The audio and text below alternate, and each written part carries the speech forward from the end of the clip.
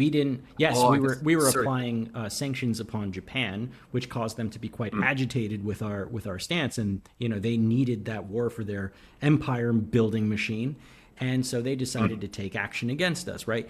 And that cost American lives. And in that case, I can't apologize for that, right? That's crazy to kill people. However, I can see your point, Mm. right? And I can see the point Oh, that is sorry. very The point I was trying to make more, sorry, was that many Westerners frame Pearl Harbor as a surprise attack. My point was no, it wasn't a surprise at all. In fact, they knew specifically a few hours before, yeah. I and mean, a few the hours before is US. still a surprise attack, Owen. Though Oh, but either way, they made it happen. It was not a surprise for months.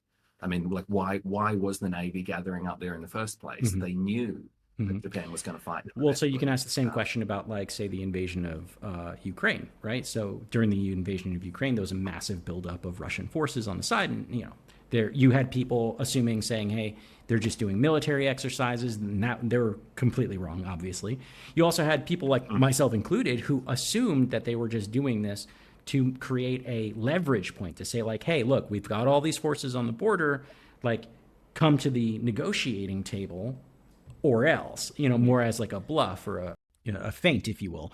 However, mm, what ends up actually happening in Russia is that they actually do invade, right? And so, hindsight being 2020, when we look back at that, we say, well, of course they were going to invade. They had all those forces built up in on the border. We can say the same about Pearl Harbor. They might have had signals or intense troop movements, naval deployments, that looked suspicious.